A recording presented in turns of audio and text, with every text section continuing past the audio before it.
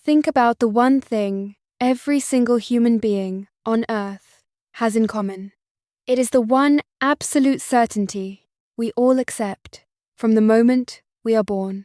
We get older, our bodies eventually slow down, and we age. It is the ultimate, inescapable reality. But what if it actually isn't? What if the wrinkles, the memory decline, the aching joints, what if all of that was just a medical condition? And more importantly, a condition that could actually be treated. That is the massive paradigm shift happening in science right now. For the entire history of modern medicine, we have looked at aging as an inevitable force of nature. But today, some of the most brilliant minds and the deepest pockets on the planet are asking a wildly radical question. What if aging is simply a disease? And if it is a disease, does that mean we can cure it? It sounds exactly like the plot of a science fiction movie. But when you look at what is happening right now in biotech, it is very real. We are talking about massive investments, advanced artificial intelligence, and a fundamental rewriting of how we understand human biology. Traditionally, if someone gets sick, they go to the doctor, and the doctor treats that specific illness. Heart disease gets one treatment, Alzheimer's gets another, diabetes gets another. Exactly, and that is what we call the reactive model of medicine. We wait for the car to break down, and then we try to patch up the engine. But researchers are now stepping back and realizing that there is a single underlying driver behind almost all of these conditions. It is the aging process itself. If you can slow down or repair the cellular damage that causes aging, you are not just treating one disease, you are potentially delaying or preventing all of them simultaneously. That realization is exactly why the longevity industry is absolutely exploding right now. Which brings us to a really fascinating concept, the idea that the age on your passport might be completely irrelevant. We are so used to celebrating birthdays and counting the years, but chronological age and biological age are turning out to be two very different things. They really are. You can have two people who have been on this earth for exactly 50 years. Chronologically, they are identical, but internally, at a microscopic level, their biological ages could be decades apart. One of them might have the cellular health, the metabolic flexibility, and the cardiovascular strength of a 30-year-old. The other might have severe inflammation, DNA degradation, and the internal wear and tear of a 70-year-old. So how do we actually know that? It is one thing to say someone looks good for their age, but how are scientists actually measuring this invisible internal clock? Through some incredibly sophisticated tools that have emerged over the last few years. We are no longer just looking at basic cholesterol or blood pressure. Scientists are looking at epigenetic clocks, which essentially measure how your DNA is being read and expressed. They look at deep markers of chronic inflammation, mitochondrial function, and how well your cells are clearing out waste. It is like taking your car in for an inspection, but instead of just checking the tires, the mechanic is analyzing the molecular structure of the engine block. And knowing that this level of measurement exists, it makes total sense why the tech world is swarming this space. It is almost surreal to watch. You have some of the wealthiest individuals in the world pouring billions of dollars into secretive biotech startups. Companies are being funded with the explicit goal of reverse engineering the aging process. And then you have these high-profile tech entrepreneurs turning their own bodies into public science experiments, tracking every single metric imaginable. It is easy to look at the extreme biohackers, the guys waking up at 4 in the morning to drink specialized algae smoothies and sleep in hyperbaric chambers, and just laugh. It makes for great internet content. But if you look past the social media spectacle, the underlying science is profoundly serious. We are talking about heavy-hitting research into gene editing, stem cell therapies, and cellular reprogramming. This is not just about selling fancy supplements. It is about fundamentally altering human biology. Let us dig into that biology for a second, because I think a lot of people wonder why we actually age in the first place. If our bodies are these miraculous self-healing machines when we are young, why do they suddenly forget how to heal as we get older? That is the million-dollar question. Or rather, the trillion-dollar question. Aging is incredibly complex, but it essentially comes down to an accumulation of damage. Over time, your DNA takes hits from the environment. Your mitochondria, the powerhouses of your cells, start to lose their efficiency, and your metabolic systems become rigid. But one of the most fascinating culprits scientists are focusing on right now is something called cellular senescence. I have heard this term floating around, and people often refer to them as zombie cells, which is a terrifying but amazing visual. What exactly is a zombie cell? It is actually the perfect metaphor. Normally, when a cell gets damaged, it does one of two things. It either repairs itself, or it undergoes a programmed self-destruction so the body can clear it out. But sometimes, a damaged cell refuses to die. It just sits there. It stops doing its job, but it will not leave. And worse, it starts secreting inflammatory toxins that damage all the healthy cells around it. Imagine an office worker who gets fired, refuses to leave the building, and just sits in the middle of the room screaming and throwing coffee at everyone else trying to work. That is a brilliant and hilarious way to put it. So, as we get older, we just accumulate more and more of these screaming office workers, and they cause systemic inflammation, which leads to tissue breakdown and disease. Exactly. And that is where a new class of drugs called senolytics comes into play. The entire goal of senolytics is to act as the security guards who finally drag those zombie cells out of the building. If we can periodically clear out this cellular trash, the theory is that we can drastically reduce inflammation and allow the surrounding tissue to function normally again. That feels like a massive leap forward.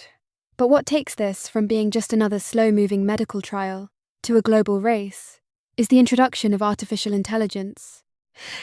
It feels like AI is suddenly the invisible hand pushing every single scientific boundary right now, and longevity is no exception. AI is completely changing the timeline of human discovery. Historically, discovering a new drug was an agonizingly slow process. You had to physically test thousands of compounds, run endless trials, and spend billions of dollars over a decade just to find out that a drug does not actually work in humans. It was essentially a massive game of trial and error. Like trying to pick a microscopic lock in the dark. Precisely. But now, AI models can analyze the three-dimensional structures of millions of proteins in a matter of hours. They can map out complex disease pathways, predict how a specific molecule will interact with a human cell, and design entirely new drugs from scratch. AI is not magically solving immortality on its own, but it is acting as an ultimate accelerator. It compresses decades of biological research into months. We are going to see more breakthroughs in the next 10 years than we saw in the last 50. And you can already see that acceleration trickling down into everyday life. It used to be that you only thought about your health when something hurt. Now, we have an entire culture built around continuous monitoring. People are walking around with smartwatches, smart rings, and continuous glucose monitors. We are tracking our sleep architecture, our heart rate variability, our blood oxygen levels. It is like everyone is becoming the CEO of their own biological data. Which is a massive philosophical shift in how we view health. We are moving away from reactive medicine and stepping into proactive, preventative optimization. People do not want to wait until they have a heart attack to find out they have cardiovascular stress. They want to see the early warning signs 20 years in advance. They want to know how their body responds to a specific meal or a poor night of sleep and correct the trajectory immediately. But here is where I have to play devil's advocate. We have all this data. We have AI designing drugs. We have billionaires funding zombie cell research. But can we actually reverse aging right now? If we cut through the marketing, the podcasts, and the flashy headlines, is biological age reversal a reality today? Or is it still just a very well-funded dream? If we are being completely honest, true age reversal, the idea of taking a 60-year-old and biologically turning them back into a 30-year-old, is still highly experimental. We cannot do that yet. What we can do today is modify the rate of aging. We have robust data showing that through aggressive optimization of sleep, metabolic health, nutrition, and stress. You can slow down your biological clock. You can improve your markers. But we have to be very careful to separate the established science of lifestyle intervention from the futuristic promises of longevity therapies. The field is walking a very fine line between legitimate medical miracles and modern snake oil. That makes perfect sense. And it leads me to something that I think is arguably more complicated than the science itself: the ethics. Let us say the optimistic timeline is right. Let us say, in 20 years, we develop a suite of therapies that can reliably reverse cellular aging and add 30 healthy years to a human life. Those therapies are not going to be cheap. Are we looking at a future where only the ultra-wealthy get to buy extra decades of life? That is the most terrifying and realistic concern in this entire space. We already have massive health disparities globally based on income.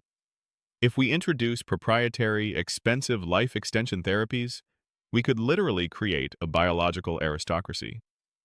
A world where executives and billionaires live to be 140 with the physical bodies of 40-year-olds, while the average person still succumbs to natural aging at 80.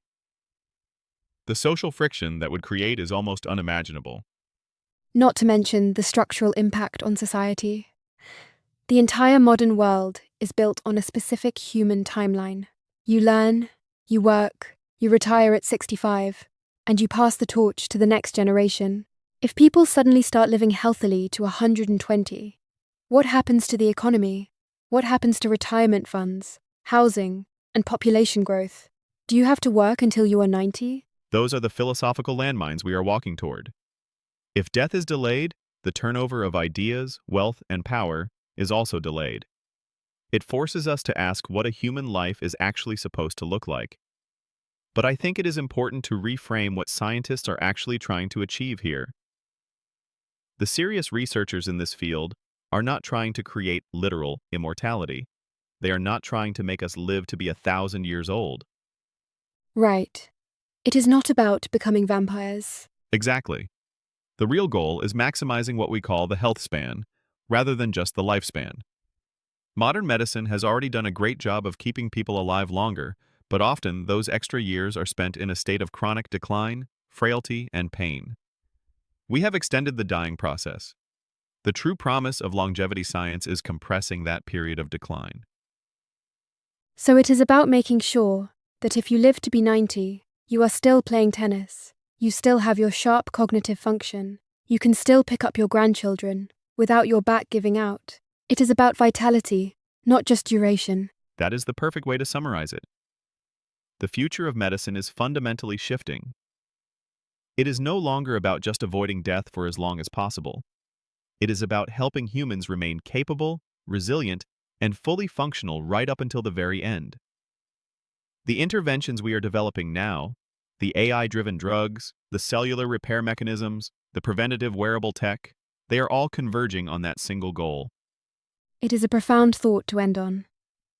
We have spent thousands of years accepting that physical decay is just the price of entry for a long life. But the idea that we might finally have the tools to negotiate those terms, to rewrite the rules of our own biology, changes absolutely everything. The future of aging might be far more flexible than humanity ever dared to imagine. And the most exciting part is that this future is no longer theoretical. The science is moving, the data is accumulating, and the shift has already begun. We are watching the early days of the greatest medical revolution in human history. It really does feel like we are standing on the edge of a new era. Thank you for walking through this massive, complex, and incredibly exciting landscape with me. And, to everyone listening, thank you for joining us on this journey into the future of human biology. Keep questioning the inevitable, and we will see you in the next episode.